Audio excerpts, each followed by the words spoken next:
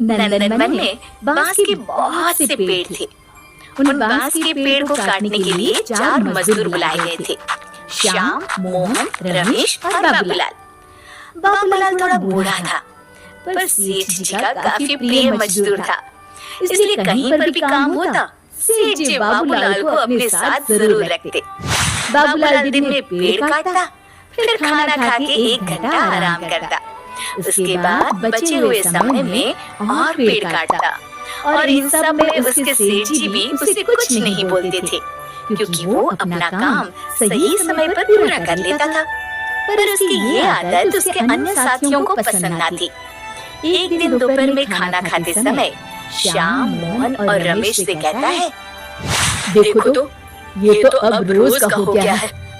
हम खाना खा के अपना काम करने चले जाते हैं, पर ये बाबूलाल एक तो आधे घंटे तक खाना खाता है, उसके बाद 1 घंटा सोता है, फिर आराम से पेड़ काटता है, और सेठ जी उससे कुछ कहते भी नहीं।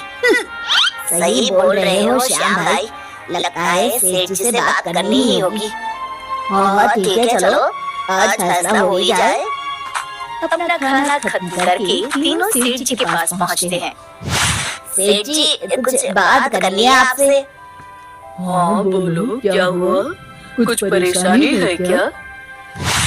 हाँ सेठ जी, आप बाबूलाल से कभी कुछ नहीं कहते।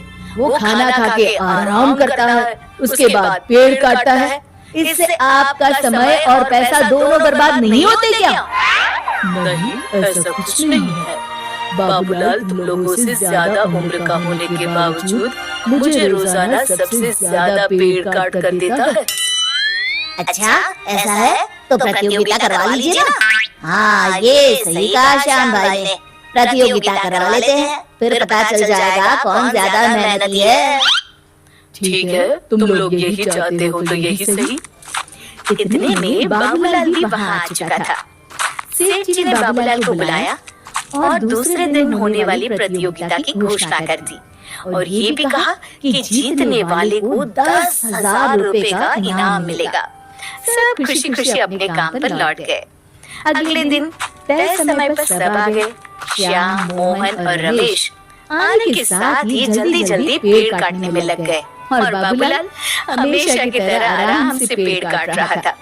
लंच का समय हो गया, सब जल्दी जल्दी खाना खा के फिर से पेड़ काटने में लग गए, और बाबूलाल रोज की तरह खाना खा के 1 घंटे बाद लौटा। देखो आज भी बाबूलाल आराम से ही आ रहा है।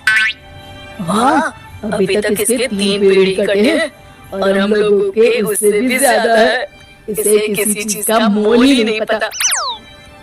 जाने दो, हमें क्या, अब विजेता हम 3 में से ही कोई एक होगा ना। अब सब अपने काम में लग गए, और बाबूलाल भी अपनी धुन में पेड़ काट रहा था।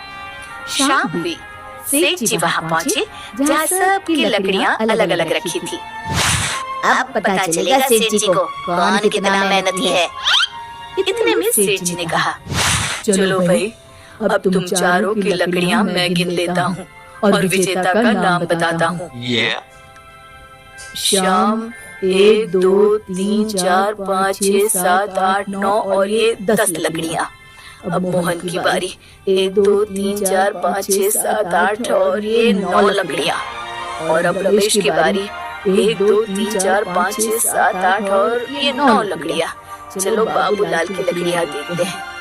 श्याम धीरे से बोला, उसकी लकड़ियाँ क्या देखना, 4 या 5 से ज्यादा क्या होगी। बाबूलाल 1 2 3 4 5 6 7 8 9 10 11 और ये 12 लकड़ियाँ। अब सारे लोग एकदम आश्चर्यचकित होकर लकड़ियाँ देखने लगे। ऐसा कैसे हो सकता है सेठ जी, हम लोग सुबह से काम में लगे हुए हैं, और बाबूलाल ने तो 1 घंटा आराम भी किया, फिर ये हमसे ज्यादा लकड़ियाँ कैसे काट सकता है। अब इसका जवाब तो बाबूलाल ही देगा। बोलो बाबूलाल। जी सेठ जी, क्यों नहीं, दरअसल बात ये है कि मैं हर रोज खाना खाने के बाद आराम नहीं करता हूँ, बल्कि पूरे 1 घंटे मैं एक पत्थर पर अपनी कुल्हाड़ी की धार तेज करता हूँ, ताकि खाना खाने के बाद बचे हुए समय में मैं अपना काम और तेजी से कर सकूं। और आज भी ऐसा ही हुआ है। शाबाश बाबूलाल, ये लो तुम्हारे नाम के 10,000 रुपए।